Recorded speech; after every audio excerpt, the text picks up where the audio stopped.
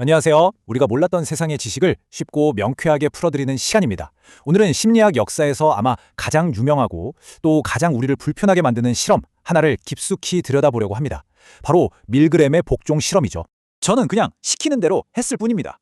수백만 명의 유대인 학살을 주직했던 나치 전범 아돌프 아이히만이 재판에서 했던 말입니다. 이 한마디가요, 당시 한 젊은 심리학자의 뇌리를 떠나지 않았습니다. 도대체 인간의 악은 어디서 오는 걸까? 하는 그런 근본적인 질문을 던진 거죠. 어쩌면 악마 같은 괴물은 따로 정해져 있는 게 아닐지도 모른다는 거죠. 혹시 바로 당신이나 저 같은 지극히 평범한 사람도 어떤 특정 상황에 놓이면 권위 있는 누군가가 시켰다는 이유 하나만으로 끔찍한 일을 저지를 수 있는 건 아닐까요? 자, 우리 다 같이 시간을 거슬러 올라가 보죠. 1961년 미국 예일 대학교입니다. 이곳에 스탠리 밀그램이라는 심리학자가 바로 그 아이히만의 재판을 지켜보면서 아주 깊은 고민에 빠져 있었어요. 밀그램은 정말 궁금했던 겁니다. 명령을 따랐을 뿐이라는 그 변명이 과연 그냥 핑계일까? 아니면 정말 심리학적으로 뭔가 의미가 있는 걸까? 이걸 직접 확인해보고 싶었고, 그래서 아주 대담한 실험 하나를 설계하게 됩니다. 자, 그럼 그 유명한 실험 속으로 한번 들어가 볼까요? 신문 광고를 보고 기억력에 관한 연구에 참여하러 온 평범한 남성 40명이 있었습니다. 이들은 앞으로 자신에게 무슨 일이 닥칠지 전혀 상상도 못했죠. 참가자들은 제비뽑기로 선생님 역할과 학생 역할을 나눈다고 들었어요. 하지만 사실 이건 전부 다 짜여진 각본이었습니다. 진짜 실험 대상자인 참가자는 언제나 선생님 역할을 맡게 되고 밀그램과 한패인 연기자가 학생 역할을 맡았던 거죠. 그리고 선생님의 임무는 옆방에 있는 학생이 단어 문제를 틀릴 때마다 전기 충격을 주는 거였습니다. 이게 이 실험이 얼마나 극단적인지를 보여주는 건데요. 전기 충격이요, 문제를 하나 틀릴 때마다 15V씩 계속 올라갑니다. 그래서 최종적으로는 무려 450V까지 올라가게 설계되어 있었어요. 그 스위치 패널에는 약한 충격부터 시작해서 위험, 극심한 충격이라고 적혀 있었고 마지막 두 단계에는 그냥 XXXX 표시만 되어 있었습니다. 정말 섬뜩하죠. 물론 당연히 이 전기 충격은 가짜였습니다. 연기였죠. 하지만 여기서 가장 중요한 건 선생님 역할을 맡은 참가자는 이 모든 게 진짜라고 굳게 믿고 있었다는 겁니다. 자, 150V. 바로 이 지점에서 첫 번째 비명이 터져 나옵니다.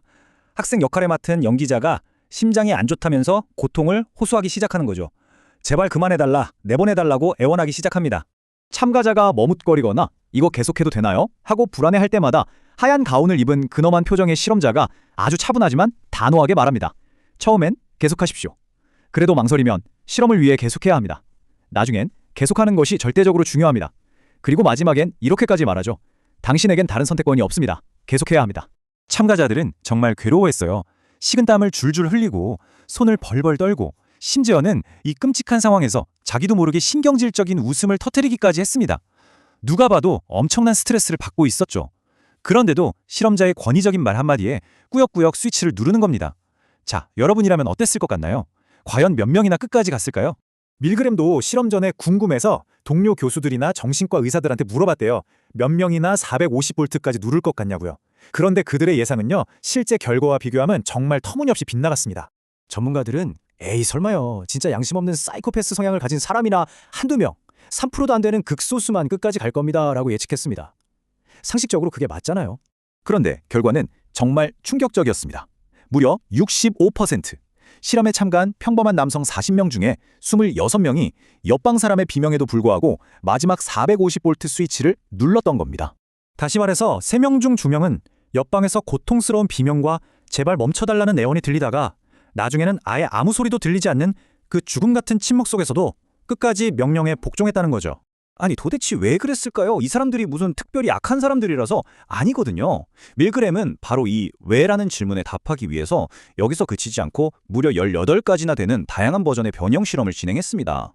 밀그램은 실험 조건을 조금씩 바꿔가면서 4가지 핵심 요소를 발견했어요. 바로 권위의 힘, 책임이 분산되는 느낌, 희생자와의 물리적 심리적 거리, 그리고 주변 사람들의 행동. 이 요인들이 바뀔 때마다 복종률이 아주 드라마틱하게 달라졌습니다. 자, 여기서 거리의 힘이 얼마나 무서운지 한번 보세요. 희생자가 다른 방에 있어서 그냥 목소리만 들릴 때는 65%나 복종했는데 바로 옆에서 심지어 그 학생의 손을 내가 직접 잡아서 전기 충격판에 올려놔야 하는 상황이 되니까 복종률이 30%로 뚝 떨어졌습니다. 절반 이하로요. 그러니까 피해자의 고통이 내 눈에 보이고 직접 느껴질수록 잔인한 행동을 하기가 훨씬 더 어려워진다는 거죠. 게다가 여긴 그냥 동네 연구소가 아니라 이름만 들어도 신뢰가 가는 예일 대학교잖아요. 흰 가운을 입은 전문가가 이건 과학 실험이고 모든 책임은 제가 집니다. 라고 말해주니까 사람들은 아, 이건 내 책임이 아니구나. 나는 그냥 시키는 대로 임무를 수행할 뿐이야. 라고 생각하며 책임을 쉽게 떠넘겼던 겁니다. 이 강력한 권위와 책임의 분산이 합쳐져서 평범한 사람을 복종하게 만든 거죠. 이 실험은 물론 엄청난 윤리적 논란을 불러일으켰습니다.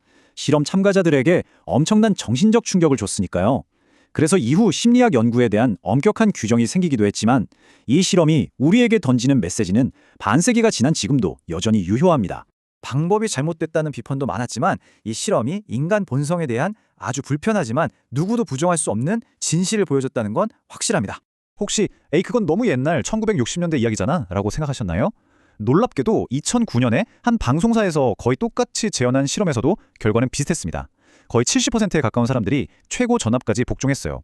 권위 앞에서 무력해지는 인간의 경향은 시대를 초월해서 계속되고 있는 거죠. 결국 밀그램 실험이 우리에게 던지는 마지막 질문은 바로 이것입니다. 나는 단지 명령을 따랐을 뿐이라는 말 뒤에 숨는다고 해서 과연 우리의 책임이 사라지는 걸까요? 이 실험은 우리 각자에게 묻고 있습니다. 당신이 매일 일상에서 누르고 있는 크고 작은 버튼들은 과연 무엇을 위한 것이며 그 결과에 대한 책임은 정말 당신에게 없는 것인지 말입니다.